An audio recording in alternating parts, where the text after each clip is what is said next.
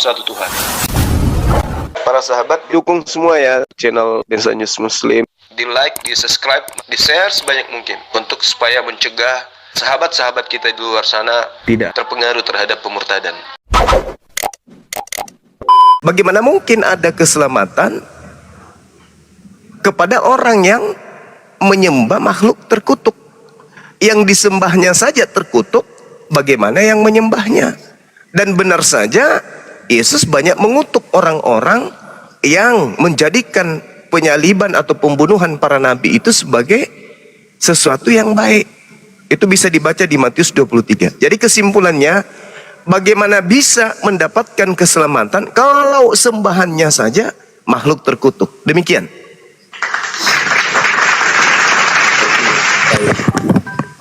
Ya, memang saya kira itu adalah pandangan yang umum ya, pandangan yang umum. Bagaimana kita bisa menyembah atau menjadikan seseorang atau sesosok sebagai juru selamat sementara dia pun adalah yang terkutuk ya. Ya, jelasnya itu adalah Yesus yang kita sebut, yang mungkin beberapa kali dikutip-kutip dari Galatia pasal yang ketiga itu. Nah, memang itulah uniknya iman Kristen. Paulus pernah mengatakan itu memang itu sebagai sebuah hal yang mungkin disebut memalukan ya, di hadapan dunia itu memalukan karena bagaimana ya seperti penjelasan Bang Juma itu. Tetapi begini, keunikan Kristen, saya hanya minta 3 menit ya, kalau agak panjang nanti mungkin boleh dipahami saja.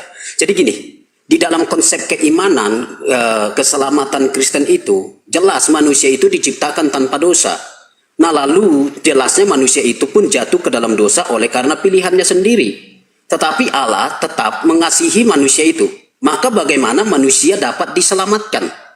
Karena keadilan, kesucian, kekudusan Allah itu berjalan berimbang. Allah boleh adil, tetapi juga dia mengasihi. Keadilannya menuntut penghukuman kepada manusia yang berdosa. Tetapi kasihnya menyatakan bahwa ia ingin menyelamatkan manusia. Maka bagaimana caranya ia bisa menyelamatkan manusia yang sementara manusia ada di dalam lubang dosa itu? Ya, mereka harus dihukum. Nah, lalu bagaimana caranya? Itu adalah sebuah inisiatif Allah dan itulah yang seringkali berulang kali menjadi pesan Alkitab khususnya dalam Kejadian pasal yang ketiga dan selanjutnya itu bahwa Allah ingin menyelamatkan.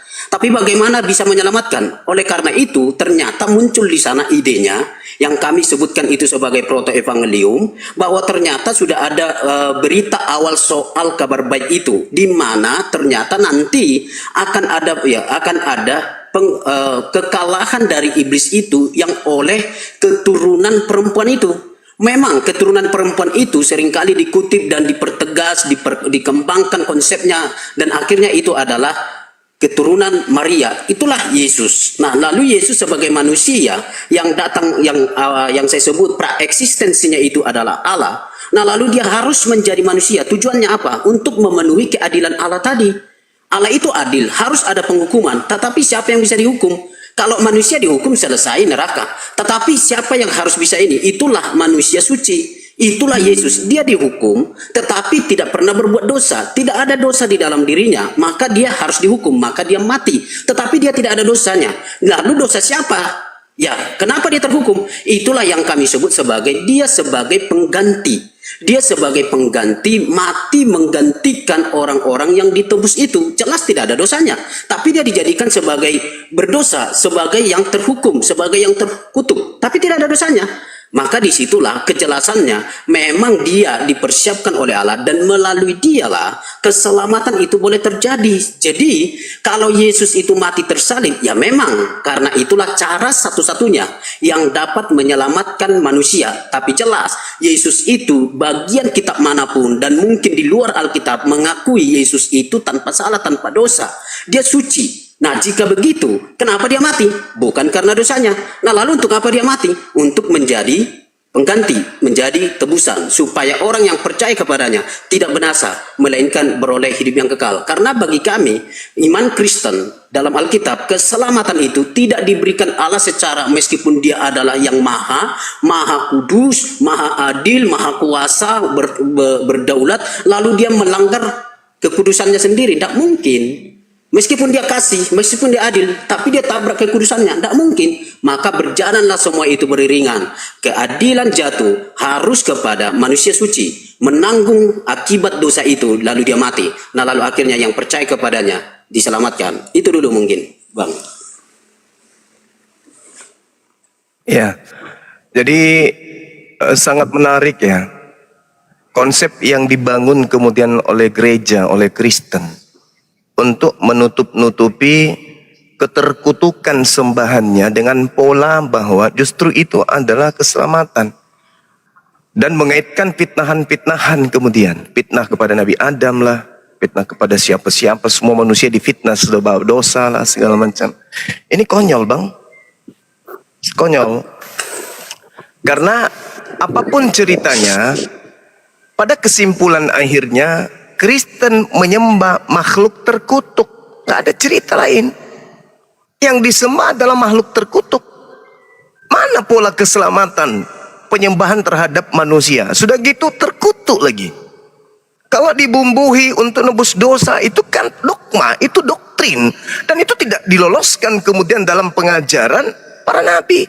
Bahkan Tuhan tidak akan pernah menyelamatkan orang yang bersalah dan mengorbankan orang yang benar. Coba Anda baca dalam Keluaran 23 nomor 7 nomor 8. Tidak ada pembenaran. Orang benar disalahkan, orang salah dibenarkan.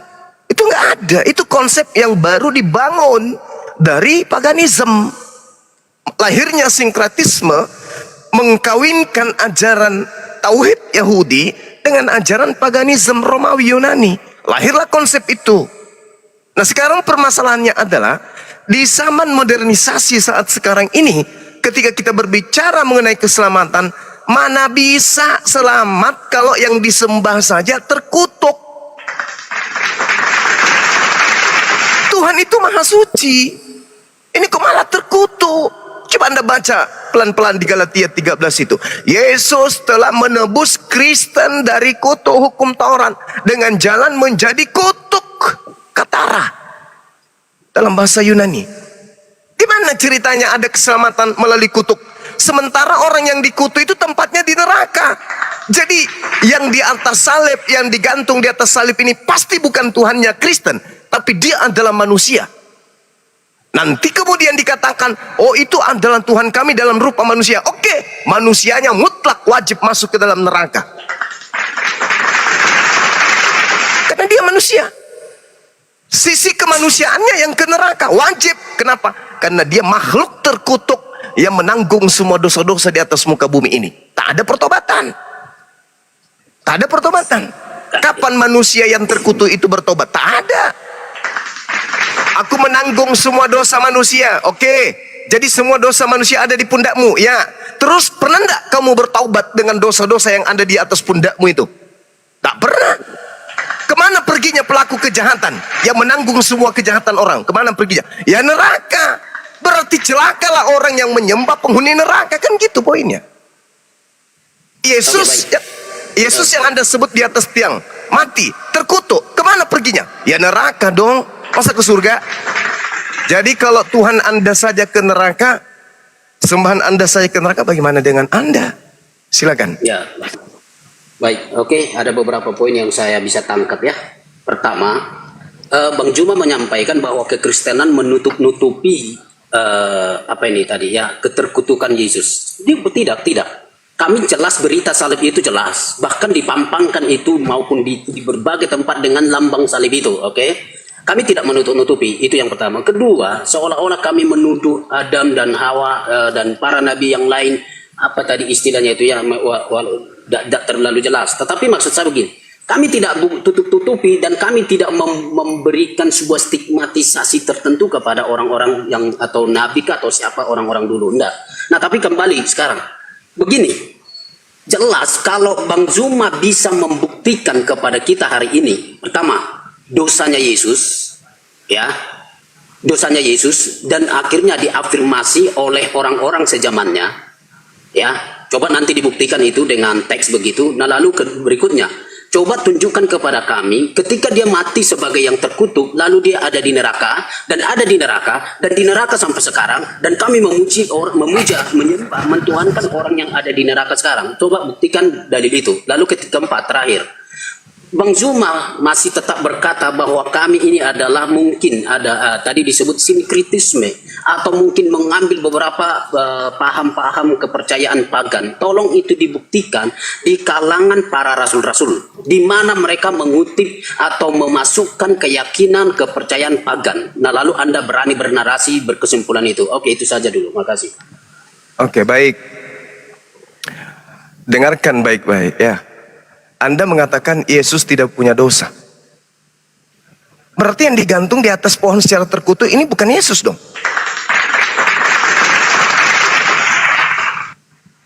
Karena yang digantung terkutuk itu hanya orang terkutuk. Orang yang melakukan dosa yang sepadan dengan hukuman mati.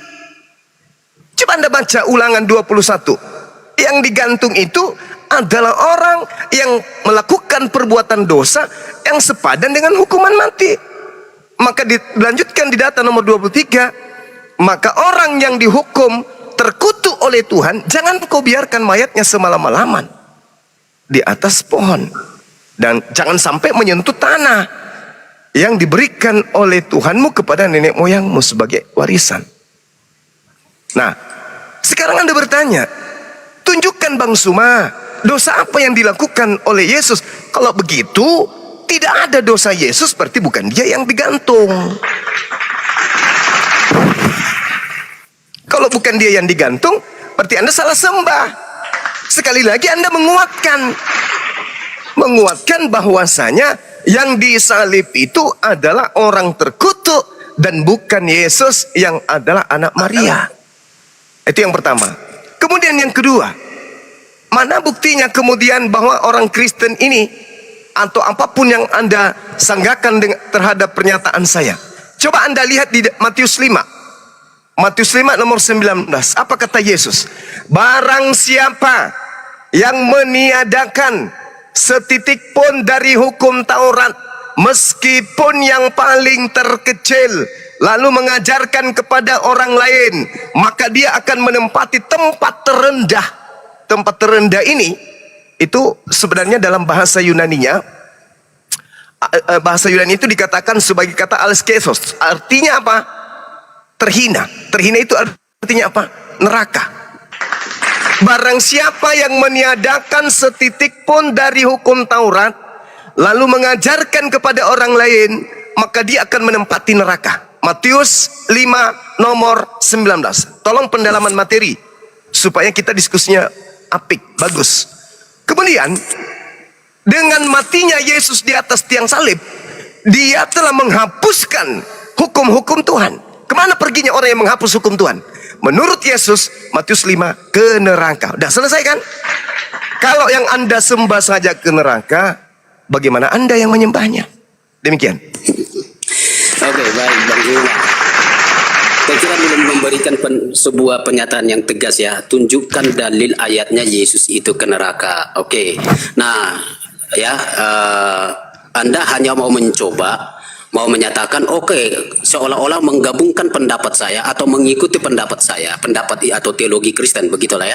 Kalau Yesus itu terkutuk, berarti dia masuk ke neraka. Oke, itu tidak ada dalil Alkitab. Mungkin lebih baik harusnya bertanya ya, kenapa Yesus mati? Untuk apa? Oke ya. Nah begini, dari semua baik pernyataan ayat yang pertama tadi kita singgung dalam Galatia pasal yang ketiga itu kan cukup jelas ya. Jadi disebut di situ Kristus telah menebus kita dari kutuk hukum Taurat. Jelas ya. Jadi Kristus telah menebus kita dari kutuk hukum Taurat. Jadi siapa yang menebus, lalu siapa yang ditebus?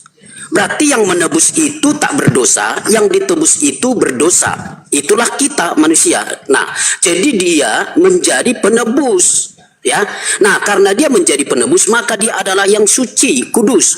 Jadi dia tidak ada dosa. Memang dijadikan dia terkutuk dengan jalan apa? Di dalam Yesaya pasal 53 disebutkan dosa kita lah dan kejahatan kita lah yang ditanggungnya. Jadi percaya atau tidak, terima atau tidak, dan memang ini keunikan teologi Kristen, ya, yaitu bahwa ada yang disebut dengan konsep pengganti. Karena manusia, semua manusia, mau siapapun, mau Adam, mau Daud, mau Nabi apapun itu, semua yang dituliskan di dalam Alkitab itu tidak ada yang tidak berdosa. Maka kalau tidak ada yang tidak berdosa, siapakah yang dapat menjadi penebus? Sementara penebus itu harus suci. Maka Yesus datang sebagai yang suci. Ya, di dalam Lukas pasal yang pertama itu sangat jelas dinyatakan dia sebagai yang kudus. Jadi tidak ada dosanya. Sampai akhir hidupnya pun tidak terbukti dia sebagai seorang yang berdosa secara Taurat itu. Nah, jika demikian, kenapa dia mati? Maka kematiannya bukan karena dosanya, tetapi karena kepada dia ditanggungkan dosa-dosa manusia. Oke, itu yang pertama. Lalu yang terakhir, Bang Zuma, yang tadi sempat dinarasikan. Matius pasal yang kelima ayat 17, 18, 19. Jangan lupa, Bang, ya, apa yang dinyatakan oleh Yesus itu jangan ditiadakan. Betul, itu sudah betul. Ya, moga-moga Bang Zuma itu percaya soal teks itu, ya, soal percaya. Nah, tetapi begini, jangan gantung pembacaannya, Bang. Jangan gantung pembacaannya. Yuk, kita masuk ke teks itu. Matius pasal yang kelima ayat yang ke-17. Saya akan baca ya. Demikian, Matius 5 ayat yang ke-17. Sorry. Janganlah kamu menyangka bahwa aku datang untuk meniadakan hukum Taurat atau kitab para nabi. Aku datang bukan untuk meniadakannya, melainkan untuk menggenapinya. Oke? Nah, jadi Yesus datang bukan untuk meniadakan, tetapi Yesus datang untuk apa? Melainkan untuk menggenapinya. Jadi kata digenapi itu sudah sangat jelas memberikan pengertian bahwa bentuk-bentuk yang ada dalam perjanjian lama itu, di dalam semua itu, entah bentuk perintah, entah bentuk-bentuk hukum, entah bentuk apapun itu, ada di dalamnya itu beberapa yang kita sebutkan bahwa itu telah digenapi. Jadi digenapi. Nah, lalu kalau baca nanti di pernyataan Paulus, ya, memang digenapi. Digenapi itu kata Paulus, bukan Paulus sebenarnya yang suruh membatalkan. Paulus membatalkan hukum Taurat, itu kan tuduhan. Yang membatalkan itu Yesus dengan kematiannya. Apa itu? Kutub hukum Taurat tadi. Jadi kutubnya itu sudah digenapi. Jadi tidak ada kutub lagi di dalam Roma pasal yang ke-8. Kutubnya Taurat itu sudah diambil, sudah digenapi melalui kedatangannya. Yesus sudah datang dan dia sudah mati dan bangkit dan naik ke surga. Jadi sudah berlaku, sudah selesai kedatangan itu. Berarti sudah ada yang digenapi. Jadi bukan berarti kami seolah-olah merombak perjanjian lama, tidak lagi ke perjanjian lama, tidak. Tapi kedatangan Yesus, dan dia sudah datang, dia sudah mati, dia sudah bangkit, sudah naik ke surga. Itu sudah final melalui semua peristiwa itu. Ada yang sudah digenapi, yaitu menggenapi kutub hukum Taurat itu. Kira-kira begitu, Bang. Iya, terima kasih ya. Anda menarasikan konsep agama dari Eropa ya. Itu tidak ada hubungannya dengan ajaran Yesus. Sorry, dan saya langsung ini dulu. Yang mana yang Anda tuduhkan agamanya orang Eropa? Coba dulu. Ya, agama Anda ini sekarang. Mau agama Eropa, iya, mana itu? Agama yang Anda anut sekarang ini kan bukan agama Yahudi kan? Yang mana? Enggak, saya tanya dulu. Yahudi atau Kristen agama orang Yahudi? Kristen. Oh, jadi Namanya orang juga Yahudi. pengikut Kristus. Jadi orang Yahudi itu agamanya Kristen. Loh, siapa yang bilang Yahudi Kristen? Makanya saya tanya. Kan hanya ada dua nih. Agama Yahudi dan agama Kristen. Agama Kristen ini dari Yahudi kah? Loh, agama Yahudi masih tetap agama Yahudi, Bang. Bagus, udah selesai. Berarti kan dari Eropa agama Anda itu. Kalau lokasinya Iyalah, dari akui aja, Eropa, Bang. Nggak usah gengsi, Bang. Nggak usah gengsi, Bang. Kristen itu agama orang Eropa. Begini, Bang. Nggak usah gengsi. Yesus itu Yahudi atau Kristen, Bang? Kalau Bang Ku tanya dulu, Zuma, Yesus itu Yahudi atau... Ini kita masuk ke dalam ajaran Yesus. Supaya Anda sadari itu. Di dalam ajaran Yesus tidak ada sedikit pun Adam mewariskan dosa. Catat itu baik-baik. Nanti Anda boleh bantah. Yesus punya ajaran Adam tidak mewariskan dosa. Yesus tidak punya ajaran Taurat itu adalah kutub. Yesus tidak punya ajaran menggenapi hukum Tuhan itu dengan mati. Yesus tidak pernah mengajarkan menghapus dosa dengan melakukan dosa. Ingat, tidak ada dosa yang dihapuskan dengan melakukan dosa. Tidak ada dosa dihapuskan dengan melakukan kutukan. Catat itu dulu baik-baik, supaya Anda sadar bahwa agama Anda itu adalah sinkretisme, penggabungan antara agama Tuhan dengan agama manusia. Itulah agama Anda. Anda boleh lirik di dalam Yehezkiel 18. Ingat, Yesus membaca kitab-kitab perjanjian lama, bukan kitabnya orang Kristen yang Yesus baca. Orang yang berbuat dosa itu yang harus mati. Anak tidak akan turut menanggung kesalahan ayahnya, dan ayah tidak akan turut menanggung kesalahan anaknya. Orang benar akan menerima berkat kebenarannya. Yesus orang benar. Bagaimana mungkin orang benar menanggung dosa-dosa para pelaknat? Gak mungkin. Oke. Sabar dulu. Dari awal Anda belum menjawab apa-apa, cuma nyerocos saja.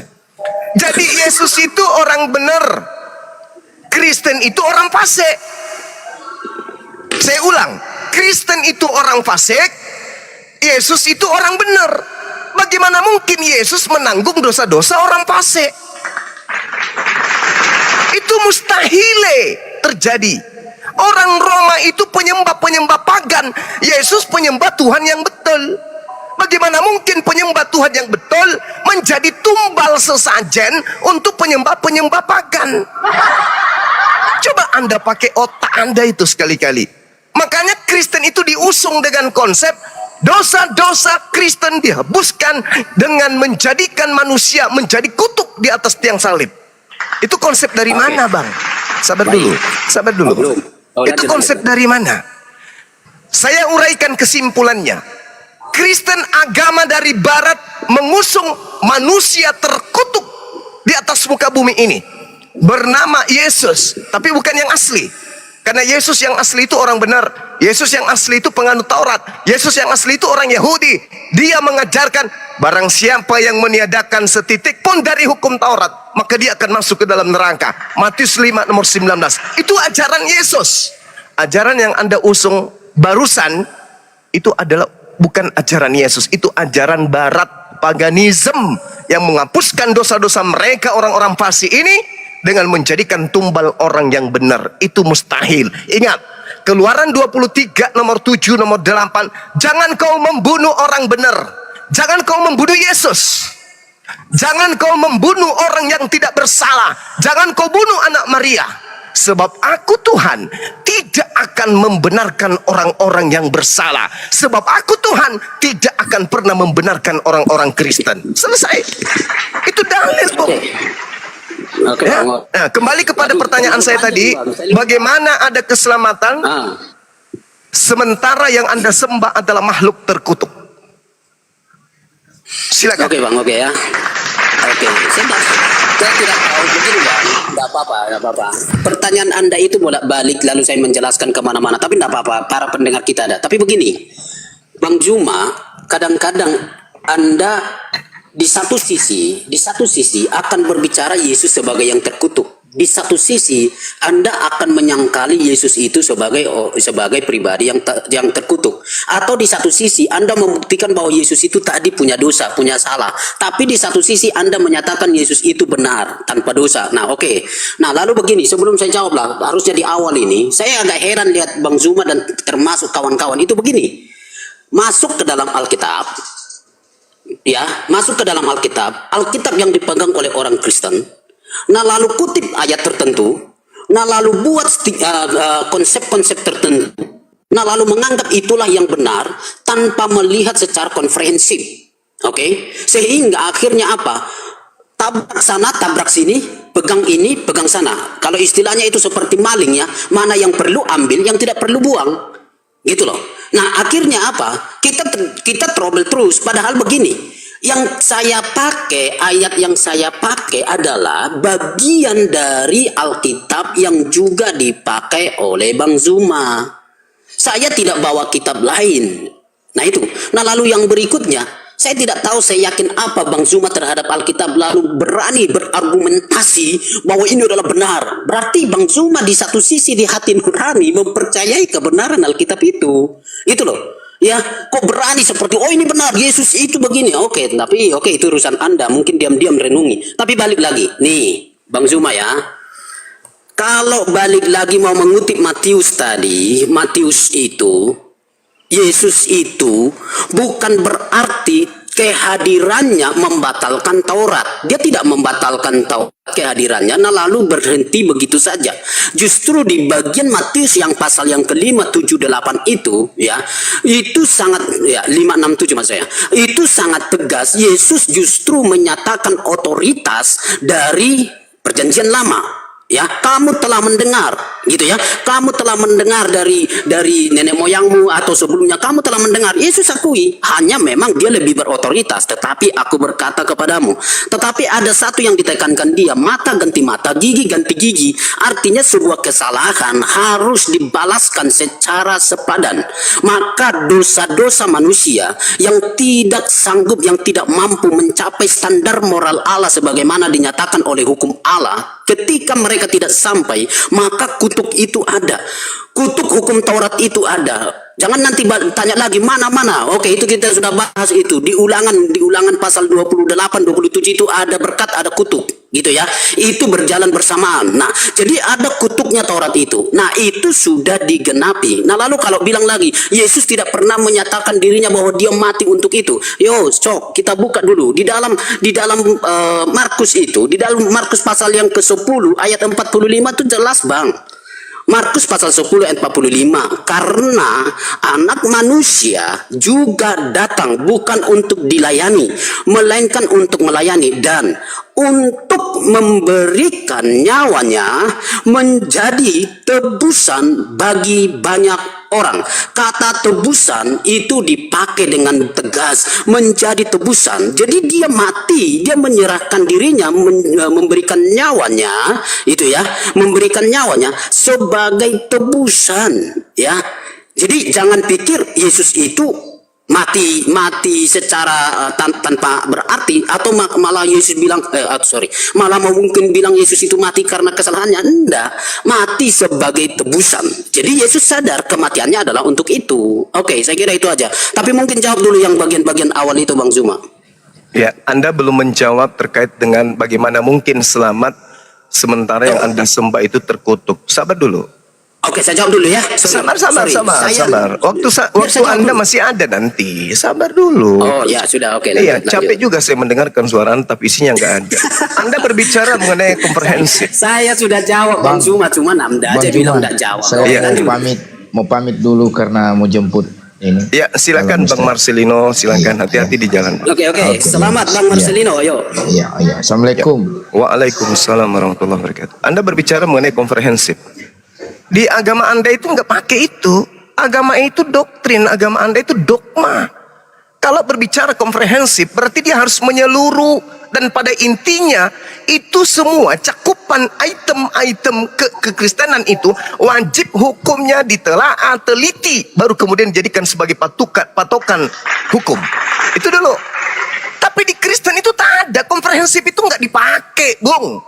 Jangan Anda pakai bahasa-bahasa ilmiah yang justru akan menabrak dogma.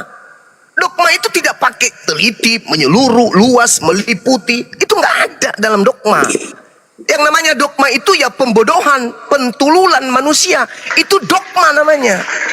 Tai ayam didogmakan itu adalah coklat, jadi coklat dia. Itu dogma. Itu tidak pakai ilmu komprehensif. Itu agama Anda. Nah sekarang, masuk ke dalam tema. Anda mengatakan saya kadang-kadang menggunakan Yesus itu tidak terkutuk. Kadang-kadang menggunakan Yesus itu terkutuk. Kenapa bisa Bang Suma seperti itu? Karena orang Kristen itu menggabungkan antara Yesus asli dan Yesus palsu. Yesus, sabar dulu Bang. Yesus palsu dan Yesus asli, mana? Yesus asli itu yang mengajarkan hukum Taurat adalah kunci keselamatan. Yesus palsu yang mengajarkan hukum Taurat itu adalah kutuk. Sabar dulu. Anda tinggal mencatat poin-poin saya. Tidak, sabar. Anda menuduh melalui ajaran bisikan makhluk halus yang ngaku Yesus. Akulah Yesus yang kau niaya. Itu makhluk yang membisikkan Paulus konsep Kristen. Paham itu dulu.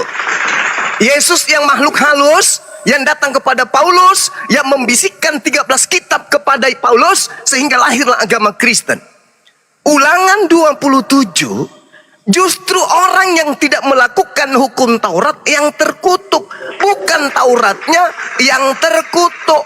Melanggar undang-undang, melanggar rambu-rambu lalu lintas. Yang melanggar bukan rambunya, tapi orangnya.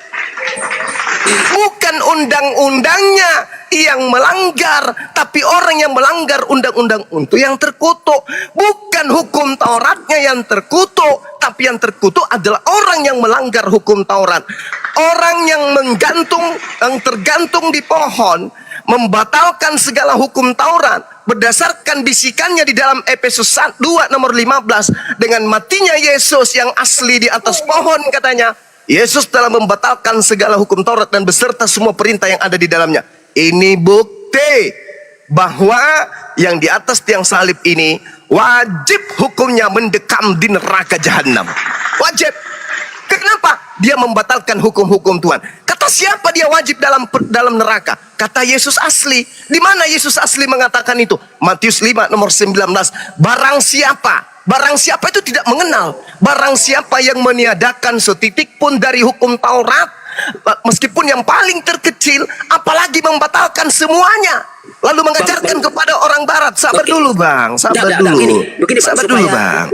Tetap Anda yang bicara, Bang Juma yang bicara, tapi tolong dijelaskan. Matius pasal yang kelima ayat 17 itu Yesus datang untuk tetapi untuk menggenapi. Apa yang digenapi? Coba Abang jelaskan dulu. Mumpung Abang ayat itu di situ. Anda cukup baca Yohanes 14 nomor 31. Dunia harus tahu aku mengasihi Bapa, berarti mengasihi hukum-hukum Bapa. Dan aku melaksanakan segala apa yang diperintahkan oleh Bapa kepadaku. Itu. Oke. Baca itu. Coba. Paham itu. Sabar dulu, sabar. Coba, di mana keterkaitan dua dalil itu? Lalu lihat di dalam kitab Perjanjian Lama. Jadi ada Perjanjian Lama, anggaplah itu sebagai hukum Taurat. Lalu Yesus berkata, aku bukan menyediakan, tapi untuk menggenapinya. Nya di situnya yang mana? Gitu loh. Kok lompat ke sabar. pasal di Yohanes. Sabar. Nah, Anda punya loncatan berpikir masih lemah. Anda baca Matius 23. Matius 23 nomor 1, nomor 2, nomor 3 aja dulu Anda baca. Jangan kau mengikuti ahli Taurat. Aduh bang, saya nggak bisa menjelaskan kalau gini terus bang. Jangan kamu mengikuti ahli Taurat, orang Farisi. Mereka menduduki kursi Musa, mereka mengajarkan, tapi mereka tidak mempraktekkan Perjanjian Lama atau hukum Taurat. Jangan, kata Yesus. Jangan. Artinya jangan menjadi Kristen. Sederhana untuk menjadi waras itu bang. Coba Anda baca Matius 23. Bang, ini agak TikTok dulu kita ya, tapi di bawah santai. Gini loh bang. Bang, jangan terburu-buru bilang itu orang Kristen. Karena lalu yang menghilangkan hukum Taurat dan mengaku-ngaku pengikut Yesus itu umat apa? Oke. Ini umat bang, apa? Ya, saya kasih keterangan. Enggak. Anda katanya TikTok. Jawab dong. Oke. Yang mengaku sebagai pengikut orang Yahudi tapi menghilangkan hukum Taurat itu agamanya apa? Abang, yang di dalam Matius pasal 23 itu tidak ada orang Kristen di situ. Iya, enggak ada karena Kristen itu dari Barat. Bagaimana mungkin Yesus menyebut yang bukan kaumnya? Aduh, tidak mungkin. Matius 23. Kacau. Yesus dengar ya. Anda menginginkan Yesus menyebut Kristen, sementara Yesus tidak menyebut Kristen. Yesus tidak mengenalnya. Nah, karena Bang. Oke, lanjut dulu. Nanti makanya otak itu penting. Otak itu penting, Abang. Poin ini saya sangka, Bang. Yuk, lanjut. Sekarang begini. Matius 23, Anda yang minta ya, bukan saya. Matius 23, Yesus berkata apa? Orang Farisi, ahli Taurat, duduk di kursi Musa. Jangan kau ikuti mereka. Kenapa? Mereka mengajarkan Taurat, tapi mereka tidak mempraktekkan. Sekarang Kristen mempraktekkan hukum Taurat enggak? Enggak kan? Maka dengan kata lain, jangan kau mengikuti Kristen, karena Kristen itu hanya mengambil Perjanjian Lama sebagai apa? Obat-obatan kuping saja, sebagai alat untuk nyamar-nyamar saja, sebagai pelengkap penderita saja, aksesoris. Kata Yesus, jangan kau mengikuti mereka. Mereka berkata tentang hukum Taurat, tapi mereka tidak mempraktekkan. Kalau orang Yahudi ahli Taurat saja, orang Farisi saja Yesus larang diikuti, apalagi Kristen. Yahudi aja dilarang ikuti oleh Yesus.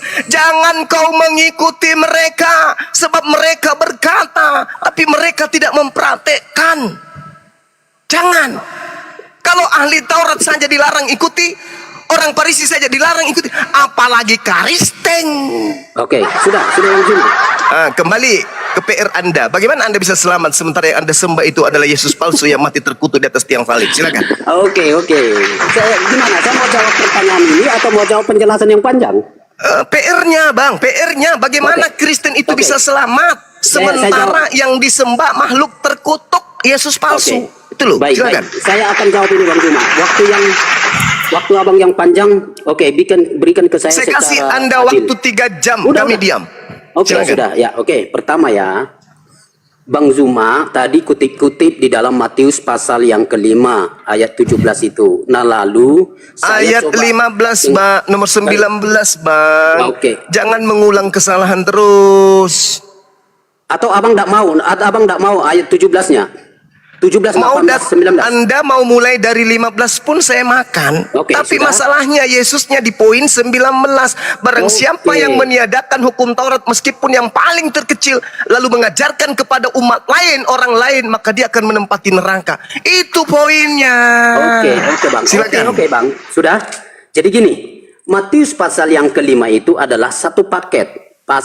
Kalau abang mengutip 17, 18, 19, oke, itu menyatakan otoritas dan kewibawaan dari hukum Taurat, oke. Jadi Yesus sangat mengakui dan menghargai itu. Nah, lalu dalam pernyataannya dia datang nih sebagai nabi, dia datang sebagai Mesias, atau dia datang sebagai pribadi manusia di tengah-tengah Yahudi pada waktu itu.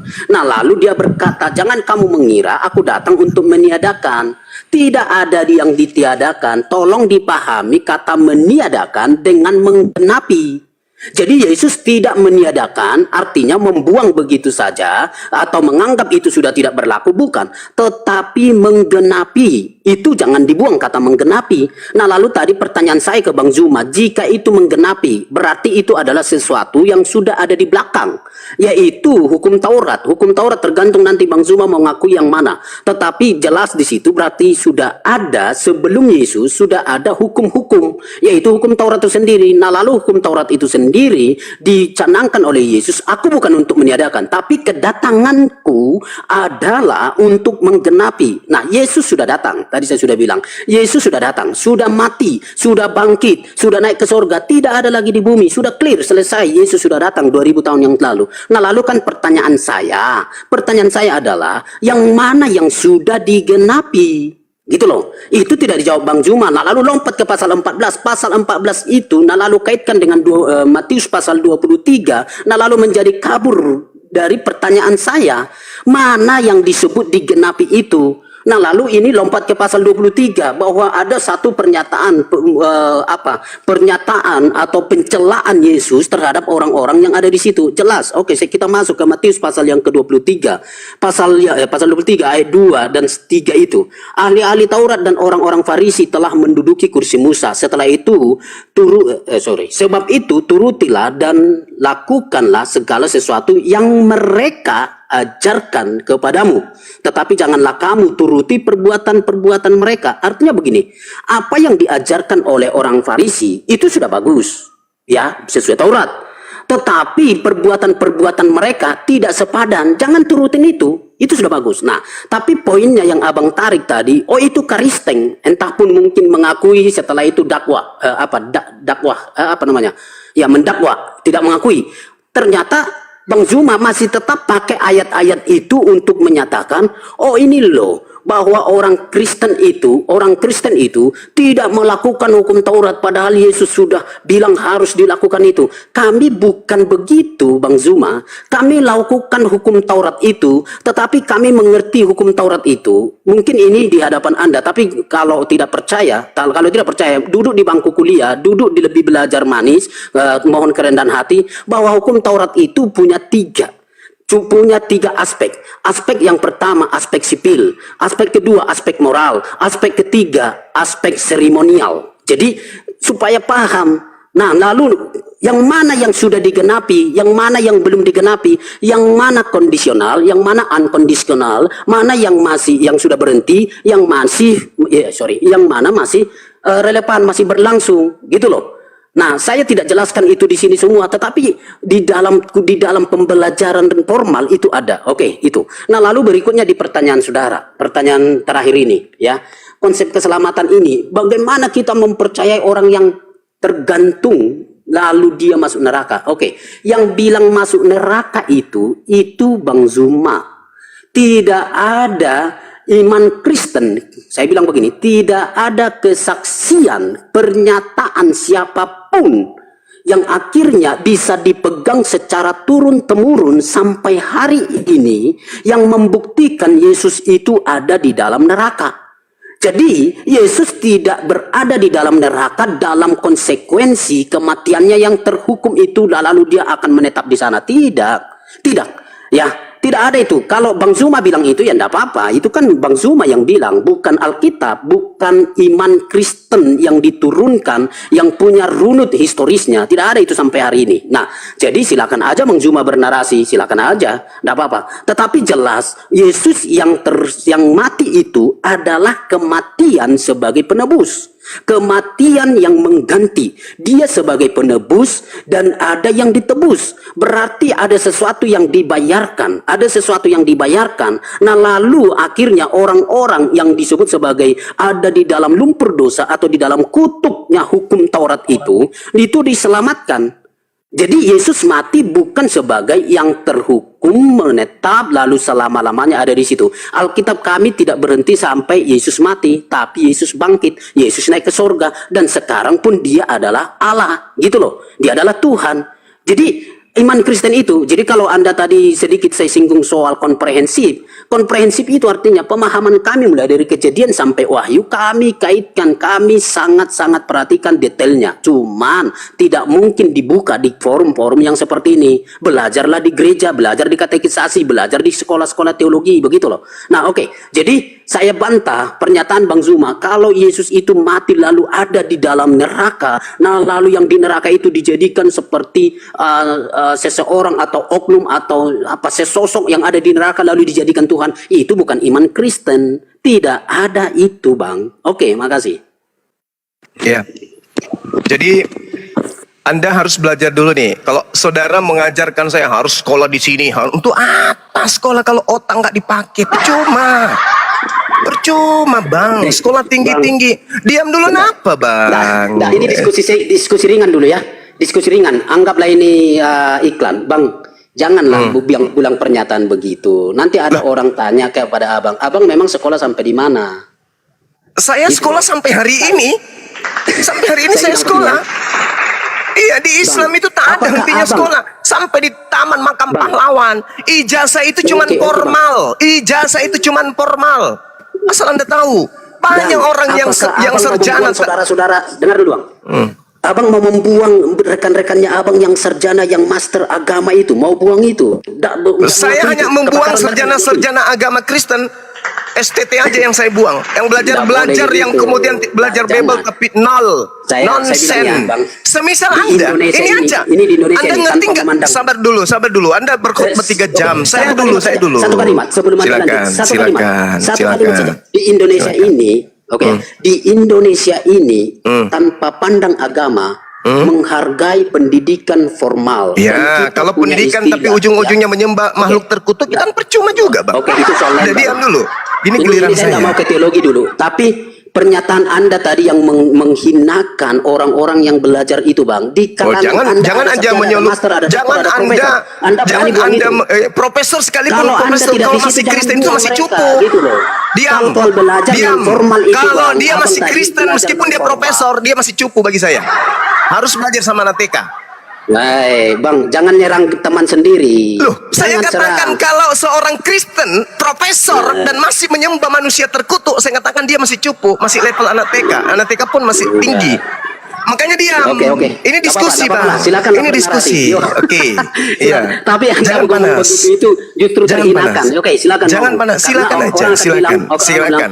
ya, Silakan. potong Silakan nyaring aja, Bang. bunyinya. Silakan. Yuk, Silakan. Anda Ya, yang nyaring bunyinya potong kok enggak nyaring ada. bunyinya, Enggak ada bunyi data yang kok. berisi Orang akan yang merunduk, terkutuk disembah gimana selamatnya? Enggak ada, Anda jelaskan. Oke? Yesus terciduk, makhluk terciduk, terkutuk di atas pohon. Mau memberikan keselamatan, itu ilmunya di mana? Secara komprehensif itu di mana Anda bisa dapatkan teori itu? Itu kan buatan-buatan kalian saja. Kalian yang membuat-buat narasi, kalian mau membuat dogma, kerangka-kerangka iman yang kalian buat itu bertentangan dengan logika sehat. Makanya aku bilang, sekalipun kalian profesor, kalau masih menyembah makhluk terkutuk, tak ada gunanya. Nonsen. Sekarang Oke, masuk. sudah. Dengarkan, astagfirullahaladzim ya Allah yang karim. Lanjut. Sebenarnya umat Islam itu Saya sudah kira muak udah, mendengarkan lanjut. Anda. Poin Anda itu nggak ada. Yang dikatakan nubuat, Bang, itu adalah nubuat itu. Jangan karena panas Anda memperlihatkan ya adab yang kurang bagus. Kita berdiskusi. Anda ngomong saya diam kan? Oke, meskipun yang kudengarkan itu cuman cuap-cuap pelawak. Di dalam Matius 23 nomor 3. Lepas dulu. Enggak, sebab itu turutilah dan lakukanlah segala sesuatu yang mereka ajarkan kepadamu. Anda tidak berani melanjutkan perkataan Yesus ini. Kenapa? Karena ini nampar muka Anda pakai sendal. Tetapi jangan kamu menuruti perbuatan-perbuatan mereka. Karena mereka mengajarkan tetapi tidak mempraktekkan. Tidak mempraktekkan. Dalam bahasa Yunani, payo. Mereka cuma berteori, tapi nonsen. Tidak mempraktekkan. Apa bedanya dengan Kristen? Taurat mengajarkan menyembah kepada hakikat yang maha suci, yang maha tinggi, yang tak nampak, yang tak tersentuh oleh kematian. Manusia tak pernah melihatnya, dan memang manusia tak bisa melihatnya. 1 Timotius 6 nomor 16. Tapi yang Kristen sembah justru makhluk manusia terkutuk. Gimana mau selamat? Taurat itu mempraktekkan menyembah kepada yang tak terlihat, yang maha suci. Kristen malah mempraktekkan menyembah makhluk terlaknat di atas pohon. Gimana Kristen ini mau selamat? Tak ada itu. Nah, sekarang giliran saya ngajarin. Sabar, saya ajarin Anda dulu. Penggenapan, menggenapi, genap itu adalah memenuhi. Contoh, ada ramalan, ada nubuat. Si botak akan datang dengan kumis sebelah kiri 13 lembar, kumis sebelah kanan 12 lembar. Itu nubuat. Ketika nubuat itu digenapin, maka akan muncul si botak dengan kumis kiri 13, kanan 12. Itu baru terpenuhi nubuatan tersebut. Sekarang tolong Anda tunjukkan nubuat dosa-dosa akan dihapuskan dengan mengorbankan manusia terkutuk di atas tiang salib. Tunjukkan nubuatan itu. Ingat, saya ajarin Anda, menggenapi artinya memenuhi nubuat yang pernah ada di dalam kitabnya orang Yahudi. Tunjukkan di dalam kitabnya orang Yahudi, dosa ditebus dengan mengorbankan manusia terkutuk di atas tiang salib. Di mana nubuatan itu tertulis? Sebab Yesus mengatakan, jangan kau mengikuti mereka karena mereka hanya berteori, tidak mempraktekkan. Nah, Kristenlah itu orangnya. Demikian. Oke, baik. Oke, baik. Ya, saya coba membawa diskusi ini santai sebenarnya, tapi mungkin Bang Zuma menangkapnya saya seperti ini. Enggak lah, saya enjoy aja ya, karena kita juga ketemu bukan kali ini. Oke, nah lalu berikutnya begini, kalau bilang tadi, saya kaitkan dengan pernyataan terakhir dengan pernyataan mungkin di awal. Mana orang Kristen bertobat, oh gitu ya, oh perilakunya malah begini. Saya kira mungkin salah melihat orang, orang Kristen itu berjuang untuk bertobat. Tapi kalau melihat rata-rata, saya pikir 50-50 lah kalau kita mau lihat dimanapun ada namanya salah, dimanapun ada namanya maling, dimanapun ada namanya yang terjerat sebagai orang yang bersalah ya. Jadi tak bisa dipakai dalil kekinian untuk itu. Nah oke. Nah lalu begini tadi, mana ada dalil? Oh gitu ya, kalau saya salah tangkap nanti tolong diperjelas. Mana ada dalilnya yang sudah digenapi? Oke ya, tapi ini nanti saya jawab sekaligus saya akan tanya abang dari pernyataan abang ini. Nah gini. Yesaya pasal 53 adalah bagian dari kitab suci perjanjian lama yang juga diterima, diakui oleh orang-orang Yahudi, termasuk di zamannya Yesus, bahkan oleh Yesus sendiri mengakui itu adalah firman Allah. Ya, itu pernyataan hukum Taurat di dalam perjanjian baru, baik itu dengan kata hukum Taurat maupun kata hukum, itu seringkali menurut konteksnya mengacu 10 hukum Taurat atau 5 kitab Musa atau seluruh Alkitab perjanjian lama. Nah, jika begitu, yang mana yang digenapi? Oke, jadi Yesus itu mati untuk menggantikan dosa atau mati sebagai tebusan. Oke, yuk kita lihat Yesaya pasal 53, Bang. Ya. Yesaya pasal 53 itu ada di dalam perjanjian lama dengan jelas ya. Saya buat begini ya, saya akan baca. Ya, pasal 53. Ayat yang ke-2 dulu ya, sorry, tulisannya kecil. Sebagai taruk ia tumbuh di hadapan Tuhan, dan sebagai tunas dari tanah kering, ia tidak tampan dan semaraknya pun tidak ada sehingga kita memandang dia, dan rupa pun tidak sehingga kita menginginkannya. Ayat 3. Ia dihina dan dihindari orang, seorang yang penuh kesengsaraan dan yang biasa menderita kesakitan. Ia sangat dihina sehingga orang menutup mukanya terhadap dia. Dan bagi kita pun, dan dia tidak masuk hitungan. Perhatikan. Tetapi sesungguhnya penyakit kitalah yang ditanggungnya. Dan kesengsaraan kitalah yang dipikulnya. Padahal kita mengira dia kena tulah, dipukul dan ditindas Allah. Tetapi dia tertikam oleh karena pemberontakan kita, dia diremukkan oleh karena kejahatan kita. Ganjaran yang mendatangkan keselamatan bagi kita ditimpakan kepadanya, dan oleh bilur-bilurnya kita menjadi sembuh. Oke, itu aja. Jadi kalau Bang cuma mau bilang yang mana, ini dia. Jadi Yesus datang, ya, dia menggenapi semua itu. Makanya apa yang apa yang digenapi tadi, ya, itulah yang dimaksudkan oleh Paulus di Efesus tadi.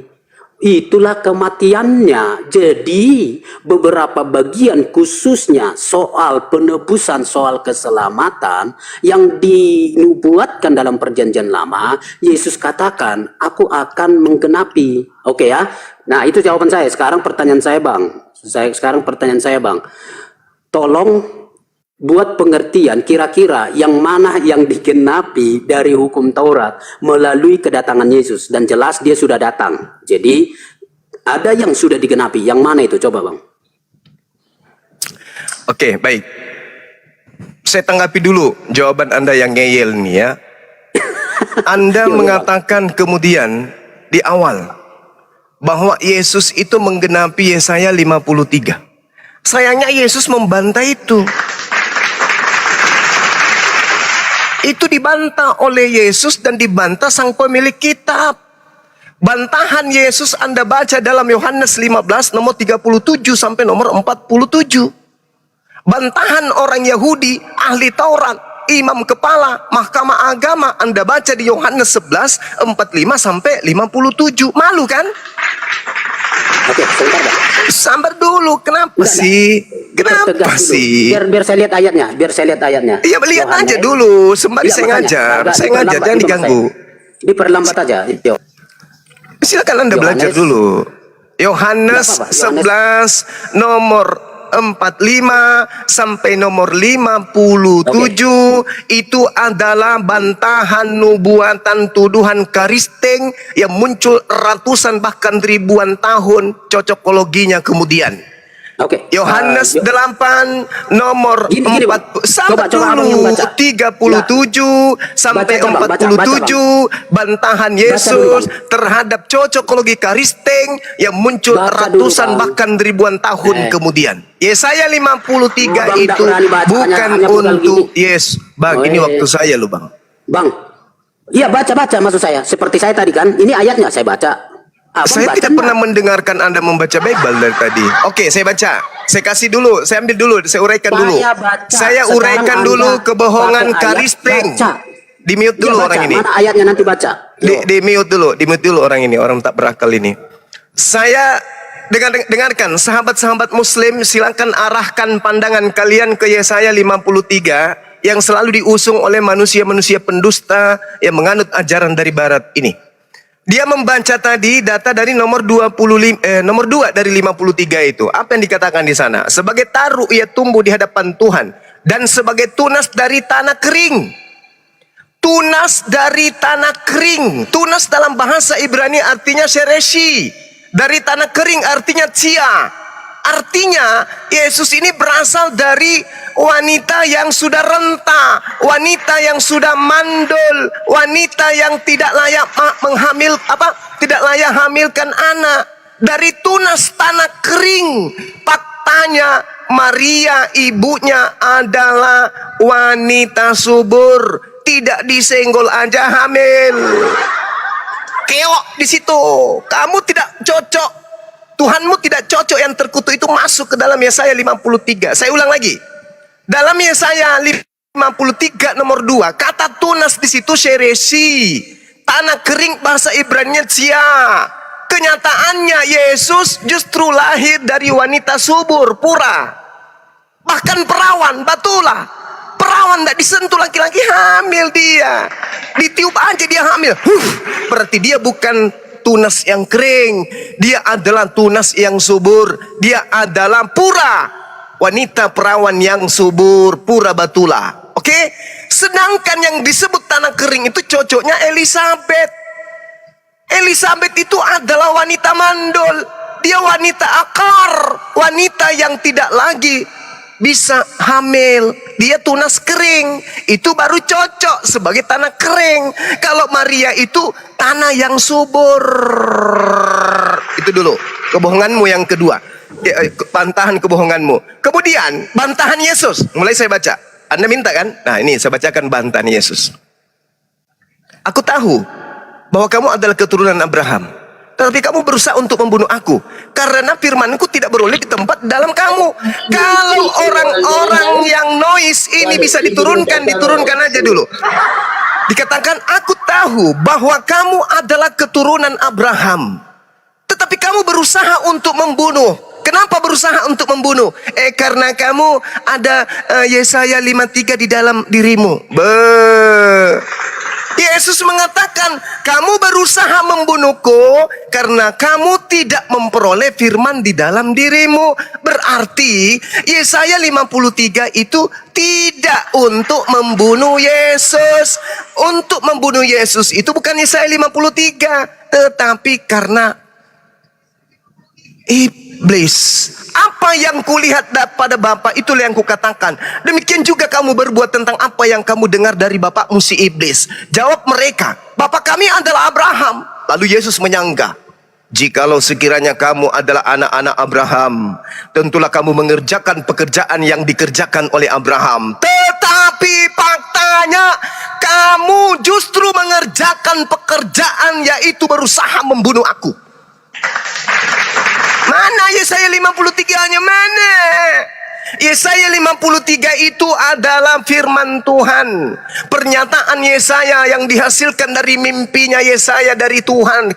Tuhan melakukan pernyataan penglihatan kepada Yesaya. Kalau orang-orang yang ingin membunuh adalah selaras dengan Yesaya 53, maka orang-orang yang membunuh Yesus itu adalah sejalan dengan firman Tuhan. Tapi apa kata Yesus? Kalau benar kamu itu anak-anak Abraham, Mengapa justru kalian itu berusaha membunuh aku? Aku orang yang mengatakan kebenaran kepadamu, yaitu kebenaran yang kudengar dari Tuhan. Pekerjaan itu tidak dilakukan oleh Abraham, tapi kamu justru ingin membunuhku. Andai saja membunuh Yesus itu penggenapan dari Yesaya 53, maka orang-orang Yahudi akan berkata, aku ingin membunuhmu dikarenakan firman Tuhan kita dalam Yesaya 53. Bukankah kamu datang untuk nebus dosa-dosa Kristen? Sayangnya itu tidak. Justru Yesus mengatakan, iblislah yang menjadi bapakmu, dan kamu ingin melakukan keinginan bapakmu, yaitu membunuh manusia sejak semula. Tetapi karena aku mengatakan kebenaran kepadamu, kamu tidak percaya. Yesus membantah. Yesaya 53 itu dibantah oleh Yesus. Itu bantahan Yesus. Sekarang bantahan orang-orang Yahudi. Tak ajarin. Yohanes 11 nomor 45 yang saya katakan tadi kepada saudara. Anda lihat pelan-pelan. Saya bacakan. Anda minta saya bacakan. Nah, Yesus sudah membantah. Sekarang orang-orang Yahudi membantahnya. Banyak di antara orang Yahudi yang datang melawat Maria dan menyaksikan sendiri yang telah dibuat oleh Yesus kepadanya. Tetapi ada yang pergi kepada orang Farisi dan menceritakan kejadian itu kepada mereka tentang Yesus. Lalu imam-imam kepala, 1. Orang-orang Farisi, 2. Mahkamah agama, 3. Orang Yahudi, ahli Taurat, semuanya berkumpul. Dan mereka berkata, apa yang harus kita perbuat? Yesus ini banyak membuat mujizat.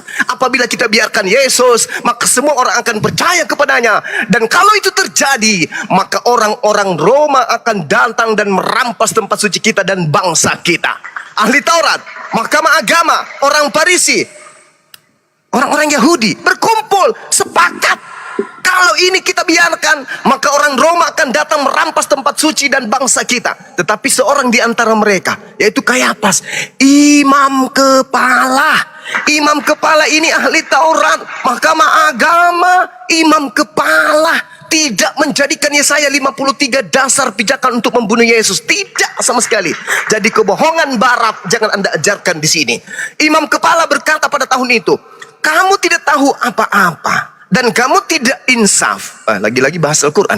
Bahwa lebih berguna bagimu jika satu orang mati, yaitu Yesus, untuk bangsa kita, bangsa Israel, daripada seluruh bangsa kita binasa. Hal itu dikatakannya bukan dari dirinya sendiri, tetapi sebagai imam kepala, bukan sebagai jemaat dari barat, bukan pastor, bukan pendeta, tetapi sebagai imam besar. Maka sebagai imam besar, Kayafas bernubuat bahwa, dengarkan bunyi nubuatannya, dengarkan. Yesus akan mati untuk bangsa itu. Tak ada bangsa Kristen. Sabar dulu, sabar. Lanjut. Sabar. Karena itu, mulai hari itu, mereka ahli Taurat, mahkamah agama, orang Farisi, orang Yahudi bersepakat untuk membunuh Yesus. Apa reaksi Yesus? Baca nomor 54. Karena itu, Yesus tidak lagi menampilkan dirinya di depan umum di antara orang-orang Yahudi. Dia bersembunyi, dia berangkat, dia ngumpet kemana? Dia ngumpet ke padang gurun. Apa nama padang gurunnya? Efraim, tempat kelahirannya yang banyak pohon korma, dan di situ ia tinggal bersama-sama muridnya. Mulai hari itu kemudian orang Yahudi kemudian memberikan sayembara. Siapa yang mampu kemudian menangkap Yesus, ia berikan sayembara. Mereka mencari sambil berdiri di bait suci. Mereka berkata seorang demi seorang, bagaimana pendapatmu? Apakah Yesus akan datang ke pesta? Sementara itu imam kepala dan orang-orang Farisi telah memberikan perintah supaya setiap orang yang tahu di mana dia berada memberitahukannya agar mereka dapat menangkap membunuh Yesus. Yesus membantah Yesaya 53. Orang-orang Yahudi, mahkamah agama, imam kepala, orang Farisi membantah Yesaya 53. Mereka sepakat membunuh Yesus hanya karena unsur politik, tidak mau bangsanya dirampas oleh kekaisaran Romawi. Selesai. Bungkus imanmu, kembalikan ke Vatikan sana. Jangan kau ajarkan di Indonesia. Demikian.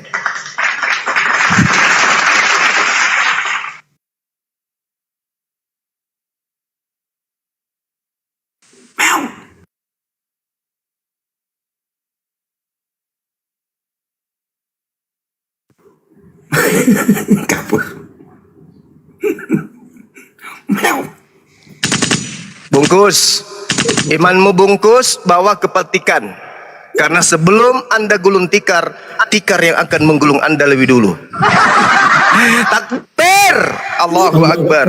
Allahu Akbar. Allahu Akbar. Walillahilham. Jadi kesimpulan sahabat-sahabat sekalian di awal tadi, orang ini berbicara mengenai komprehensif, tapi kita tidak menemukan itu. Tentang pernyataan saya berdasarkan Al-Quranul Karim sedikit pun tidak dibantah. Wa iyyadu'una illa syaitanam marida. Yang mereka sembah hanyalah iblis yang terkutuk, iblis yang durhaka. Dan kita buktikan pada hari ini, yang mereka sembah adalah makhluk yang terkutuk di atas pohon. Tak ada pembelaan, tak ada kemudian bisa menganulir pertanyaan saya untuk bisa kita terima jawaban dari orang tersebut ketika saya bertanya kemudian kepada beliau. Apa pertanyaan saya? Bagaimana Anda menarasikan iman Anda yang bisa selamat sementara yang Anda sembah adalah makhluk terkutuk? Itu pertanyaan saya. Bagaimana mungkin selamat ketika yang disembah adalah makhluk berdosa? Apa buktinya makhluk itu berdosa?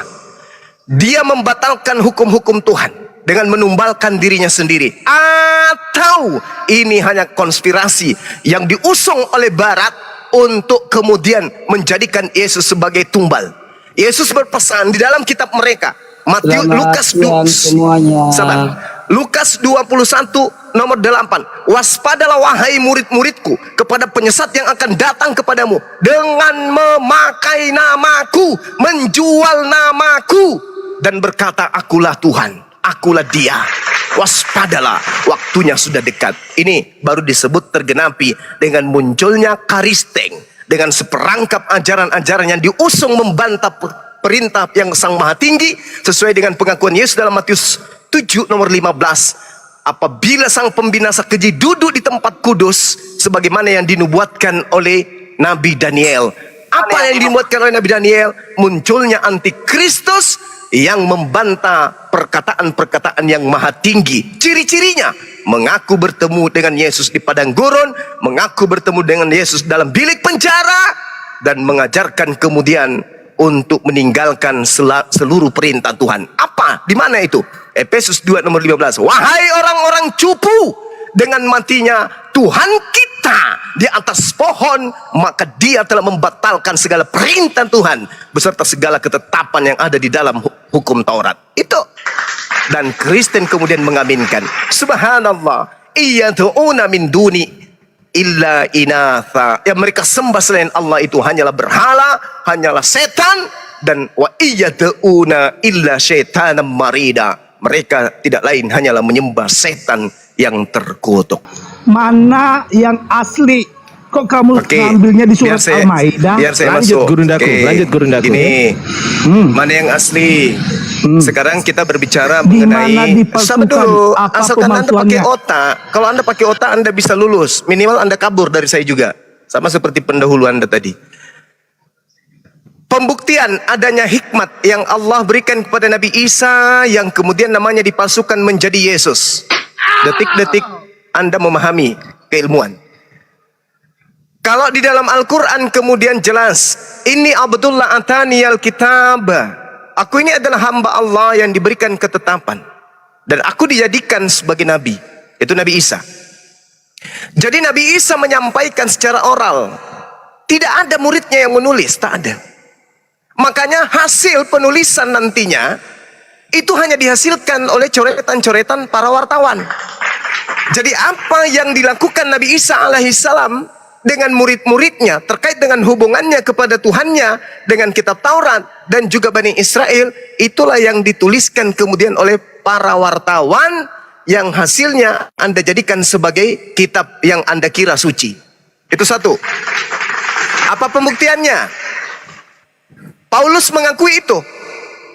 Di dalam Galatia 1 nomor 6. Aku heran bahwa begitu lekas berbalik daripada dia, yang oleh karena karunia Kristus telah memanggil kamu dan mengikuti suatu Injil lain. Berarti Paulus sadar bahwa pada saat penulisan kitab-kitab Paulus di tahun 60-an, di situ sudah bermunculan tulisan-tulisan kabar gembira yang mereka ambil dari sejarah, catatan pengajaran Yesus dan pengikut-pengikutnya. Yang kedua, sabar dulu. Yang kedua, Anda baca di dalam Markus 1 nomor 14. Sesudah Yohanes ditangkap, datanglah Yesus ke Galilea, memberitakan Injil Allah. Memberitakan Injil Allah.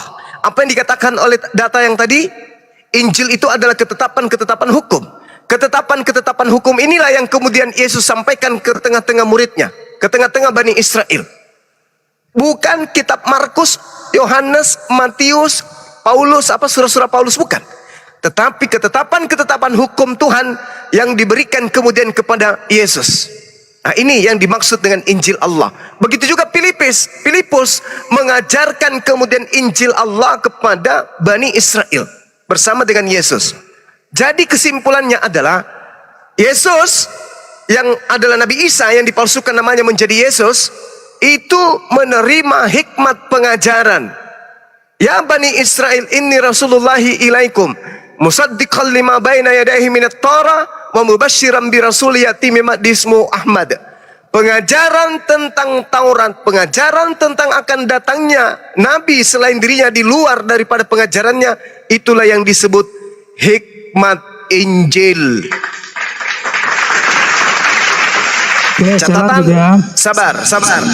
Lanjut. Setelah Nabi Isa terangkat ke langit, tentu dia meninggalkan sejarah dong, meninggalkan ajaran dong, meninggalkan pengikut-pengikutnya dong. Nah, ajarannya Nabi Isa, pengikut Nabi Isa, sejarah Nabi Isa, perilaku, tindakan, dan mujizat-mujizat yang pernah terjadi di tengah-tengah umatnya Nabi Isa, yang Nabi Isa lakukan beberapa puluh tahun kemudian dicatatkan oleh orang-orang yang tidak dikenal berdasarkan dari hasil kumpulan kesaksian orang-orang yang tidak dikenalnya oleh penulis.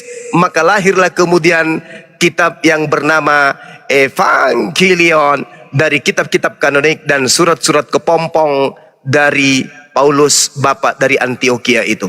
Dari sini Anda paham? Silakan. Mudah-mudahan sih. Silakan diambil alih lagi, Dinda Diansa. Diambil alih lagi. Lanjut aja Gurunda. Oke, gini, saya lanjut ya. Dari penjelasan ini, saya rasa ini seperti makan buah si malakama, menjadi pertentangan dalam logika. Oke, jadi tadi Juma memberikan reaksi, mengambil kutipan dari Markus ya. Lah, tetapi kamu menolak keberadaan Injil. Lah, jadi dasar Anda mengutip ayat tadi Markus itu, bukankah itu adalah Injil? Lalu kenapa Anda Kuculuk. bentar dulu, saya ngomong. Yang saya minta keterangan bukti dari kalian, kalaupun Injil telah dipalsukan, mana yang aslinya? Coba buktikan kepada saya. Kok kalian itu membuktikan di surat Al-Maidah? Nah, siapa yang memalsukannya? Kapan dipalsukannya? Di mana dipalsukannya? Apa pemalsuannya? Oke, saya Dan jawab. mana buktinya? Saya jawab. Bahwa asli yang kamu terima itu mana? Saya Injil jawab. mana saja? Yang aslinya mana? Saya jawab. Ya, jawab ya. Jangan sampai menceret ya. Di Al-Quran itu tidak ada dikatakan Injil asli, Injil palsu. Gitu Loh, dong. gimana sih ini orang? Gitu. Gimana sih ini orang? Sabar dulu, Makanya jangan euforia dulu. Hati-hati pertanyaan saya. Nanti kalau saya bertanya, biji pelemu pindah di jidat loh. Tunggu, sabar. Jangan senang-senang dulu. Jangan senang dulu. Al-Quran menyatakan isi Injil udah diterangkan tadi dalam Al-Quran surah Al-Maidah ayat 116-117 udah diuraikan tadi. Ani abdullah rabbi wa rabbakum. Itu isi Injil. Hadza siratul mustaqim. Itu isi Injil. Injil, kamu harus bedakan dulu. Injil itu hanya ada di Al-Quran. Jangan kau sama-samakan Injil dengan surat kabar. Yang kau imani sebagai Injil dengan meminjam kata Injil dari Quran itu hasil penyelidikan. Di mana penulisnya menuliskan bukan pada tempat perkara dan bukan pula sesaman dengan perkara. Itu dulu. Tidak sesaman dengan para pelaku. Penulisnya adalah orang yang tidak dikenal, orang yang muncul entah siapa, yang menuliskan berdasarkan hasil penyelidikan mereka terkait apa yang terjadi tentang Nabi Isa alaihissalam dengan kaumnya, dengan umatnya, pengajarannya, teori dan praktik yang dilakukan oleh Nabi Isa di tengah-tengah kaumnya. Itu dulu. Catat itu dulu. Jadi jangan kamu menggabungkan antara Injil Nabi Isa dengan surat kabar milik orang barat. Jangan kau gabungkan. Injil dalam Al-Quran itu adalah ilmu hikmah yang Nabi Isa diberi dari Allah, berupa pengajaran tentang Taurat dan pengajaran tentang datangnya sosok Nabi setelah beliau. Itu Injil, catat. Sedangkan Bible itu adalah tulisan dari wartawan yang tidak diketahui oleh orang Kristen sendiri siapa penulisnya. Catat itu. Yang dituliskan bukan dari hasil hafalan, bukan dari hasil jiplak catatan awal, tetapi dari hasil penyelidikan dan pengakuan saksi-saksi palsu. Itu yang kedua. Yang ketiga, yang perlu Anda pahami, ketika berbicara mengenai Injil, tidak ada dikatakan Al-Quran Injil palsu, Injil asli, tidak ada. Al-Quran hanya mengatakan Nabi Isa ditolak. Kalau Nabi Isa ditolak, artinya ajarannya ditolak. Kalau ajarannya ditolak, lalu siapa yang akan menuliskan ajarannya?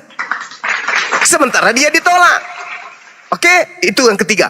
Yang keempat, terkait surat kabarmu itu diterangkan berbeda di Al-Quran. Di barat. Berarti kalian dari Arab. Siapa yang mengajarkan Kristen? Siapa? Siapa yang mengajarkan agama Kristen? Kita konsul dulu. Siapa dong? Islam dari Nabi Muhammad, keturunan Nabi Ismail. Yahudi dari Nabi Musa, ajaran para nabi dari Bani Ishak, dari keturunan Ishak. Ishak keturunannya melahirkan Yahudi. Nabi Ismail keturunannya melahirkan Islam. Kristen keturunan dari siapa Kristen ini? Murid Yesus kan 12 kan dari Yahudi. Saya tanya, kepas. Kamu nggak ada dalam keluarga Abraham agamamu itu. Agama Kristen itu tidak termasuk dalam agama Samawi. Agama Kristen itu di luar kakak keluarga Nabi Ibrahim. Orang tidak bersunat tidak boleh masuk ke dalam rumah tangga Abraham, tidak boleh. Pemakan babi tidak boleh masuk ke dalam rumah tangga Abraham, nggak boleh, haram, nggak boleh. Pemakan babi orang tidak bersunat tak boleh masuk di dalam rumah tangga Abraham, nggak boleh. Karena itu keturunan setan. Oke ya. Nah, belajar lagi. Jangan kau katakan Islam itu bungsu. Yesus itu Muslim. Yesus itu bukan Kristen, ya. Mana jalannya Yesus Muslim? Aduh, jadi ketawa saya. Baca Yohanes 14 nomor 31. Baca. Jangan baca. Katanya Injil dipalsukan. Baca, coba. Baca. Kalau bungsu memang suka artinya memang bungsu namanya. Udah, turunkan aja monyet-monyet ini, turunkan. Ada ilmu. Aku kau kan mencari kau sama aku. Nah, sekarang pertanyaan saya. Enggak, bentar dulu. Dengar. Giliran Anda membantah. Dengar pertanyaan saya. Dengarkan baik-baik.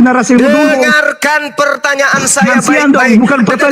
Dengarkan pertanyaan saya baik-baik. Saya umat Islam di sini sudah menjawab pertanyaan saudara tentang Injil. Sekarang pertanyaan saya kepada saudara. Yesus mengatakan di dalam Yohanes 17 nomor 8, segala firman yang engkau berikan kepadaku telah aku sampaikan kepada mereka. Pertanyaan saya, mana segala firman tersebut? Mereka ini menerimanya. Siapa mereka ini? Buktikan kepada saya. Silakan. Kamu mengakui enggak ketika Yesus itu berbicara di kitab Yohanes, apakah ini adalah merupakan ketetapan? Jawab.